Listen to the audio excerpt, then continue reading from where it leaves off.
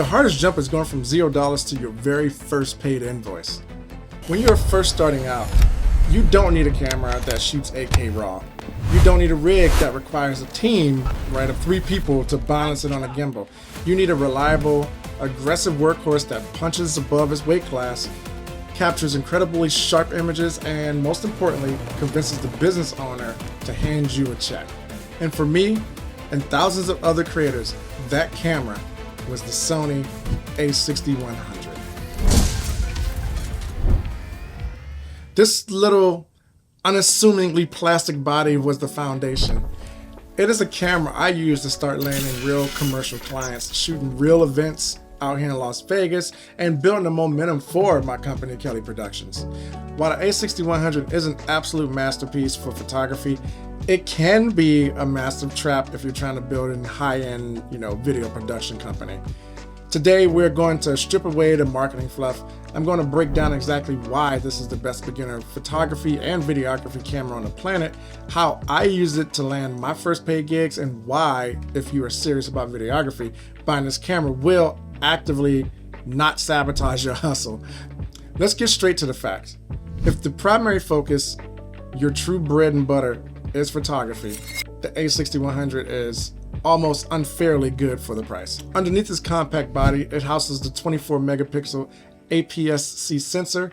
Now, if you're a gearhead, nerdhead like me, you already know the secret. This is exactly the same sensor found in much more expensive flagship APS-C cameras like the a6400, the a66 and 6700. They're effectively getting the engine of a high-end, sports car dropped into the chassis of a daily driver. You get all the horsepower without paying the premium luxury tax. Let me give you a real-world example of why this matters outside of the studio. Out here in Las Vegas, when you're shooting an outdoor 5K race in the desert, the elements don't care about your gear. You are dealing with heat, relentless dust, everything kicking up from the trail, the harsh and unforgiving sunlight. I was out there running and gunning, right, trying to keep up with the athletes using the a6100. The camera shoots at a blistering 11, frames per second. When you pair that burst weight with the Sony class leading face and eye tracking autofocus, it completely changes how you operate. I locked onto the runner's face through the dust, through the sweat, and through that intense light, and it simply did not miss. Chef's kiss. It produced incredibly clean 14-bit RAW photos as well. For the beginners out there, shooting in RAW instead of JPEG is like getting the raw ingredients for a meal instead of a pre-cooked TV dinner. When you bring these files into Lightroom, you have massive flexibility to, push the shadows, recover the blown out highlights, and create some stunning color grades. And let me quickly address the smartphone debate. Yes, the newest smartphone, iPhone, whatever, yes, it's great, but the sensor size dictates light gathering and depth of field, not megapixel count. So the sensor in the a6100 is massively larger than the one that's in your phone. It creates real optical depth of field, not that fake AI-generated cinematic blur on your phone. But let's talk about making actual money with this camera. A lot of beginners get massive impostor syndrome when they walk into a paid commercial shoot holding a small camera body. You see guys on Instagram with the massive, rigged out FX3s, and you feel like a fraud when you walk in with your a6100. I mean, I know I did. I remember when I got a gig at a coffee shop, and I came in with my bags and my gears and my tripod, and then I pulled out my handy dandy 6100. I had 2 of them. I pulled out the cameras and started setting them up, and actually one of the employees was like, "Oh, that's a small camera." And it took everything in me. I was like, just wait till you see the final product. You're gonna love it. And this is actually great, for like when you're going out on the town. Like it's really small. I had to like play to it. I had to do everything that I could to not, feel very small in that moment. Nonetheless, it did what I needed it to do. The 24 megapixel sensor was like perfect. I had a Sigma 16 millimeter lens on there. I got a 30, I think it's a 30 to 35 millimeter as well. Is it in front of me? No, it's not. That lens got me some really great macro shots of like espressos pouring, like the steam. I got to do like nice pans of the baked goods. So no, the camera definitely held it definitely held its own for that shoot. And I definitely like the weight of that check as well. Clients don't pay for the size of your camera rig, they pay for the final results. If you understand lighting, framing, and composition, the a6100 delivers magazine quality photos and video every single time. There's one physical feature on the camera that makes it a true professional tool, and that is the built-in electronic viewfinder, or the EVF. Try taking your camera without a viewfinder out in the middle of the desert on high noon. Glare hits the back of the LCD screen and suddenly you are completely blinded. You cannot see your exposures, you cannot check the focus, you're just blind, right? You're literally spraying and praying that you get the shot. The EVF on the a6100 allows you to put your eyes to the camera, blocking out all the ambient light, and you see exactly what the sensor is seeing. For serious commercial photography, having a viewfinder is absolutely non-negotiable. But the absolute smartest reason to buy a6100 isn't actually the camera body itself. It's the ecosystem that you're actually buying into. Welcome to the Sony E-mount world. Sony has the undisputed largest, most versatile lens ecosystem on the market today. Think of it like real estate. Buying a camera body is just buying a plot of land.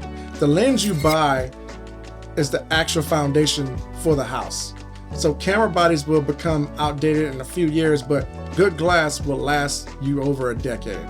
When your business is booming and you're ready to upgrade your camera body to a premium professional like cinema lens, like the Sony FX30, I shoot with that from time to time, you don't have to sell all your gear. You just take the exact same lens and click it right onto the camera and you're really good to go.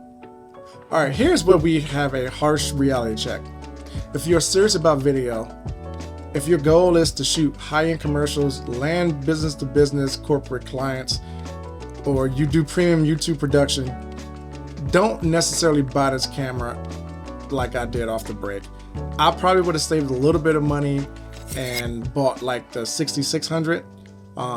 It's just a little bit better, and it puts you in the standings. It's more of a dependable camera as well, and it's a little better. So if I were you, I would definitely go with that.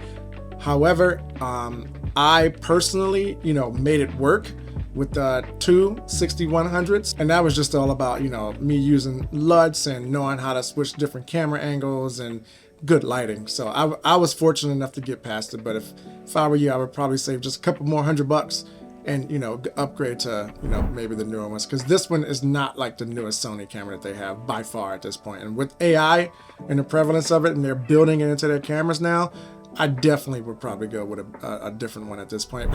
Secondly, it only has digital stabilization, and the rolling shutter in 4K is extremely aggressive. Vertical lines will blend and warp if you move the camera too fast. And third, the battery life is atrocious. I would tell you that firsthand.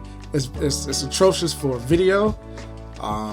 You will literally watch the percentage drop in real time. Now, can you shoot decent video if you're backed into a corner? Yes. I mean, I did. I made thousands of dollars from it. The saving grace of this camera is that you can shoot at 1080p at 120 frames per second. That slow motion will smooth out your shaky hands and eliminate that terrible 4K jello effect. However, I highly recommend that you do not shoot video handheld. Use a gimbal. Just use a gimbal. Grow up. So while you can hack it with a 120 frame slow motion to save a shoot, relying on it is not the sustainable business model. Upgrade your cameras. The absolute lack of professional video profiles makes it dead end for like serious commercial videographers. So in the end, you're gonna have to upgrade anyway, but again, it can get you by for just a couple shoots. So let's bring it all together.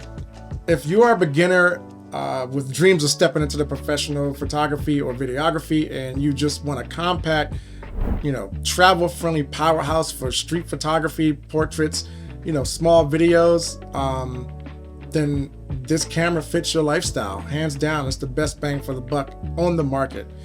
And it will make you money if you know how to use it.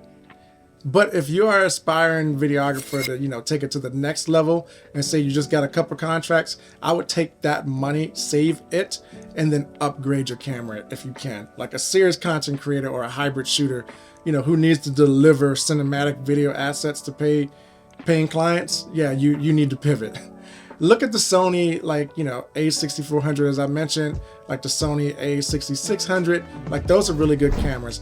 They sit at a very similar price point. They use the exact same incredible lens ecosystem, but they actually give you the log profiles and the advanced video features that you need to remain competitive and scale your production company.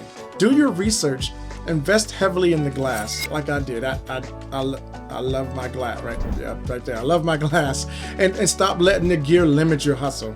If this breakdown saved you from making a massive buying mistake, or if it helped you confidently find your next A camera, hit that subscribe button, hit a like button.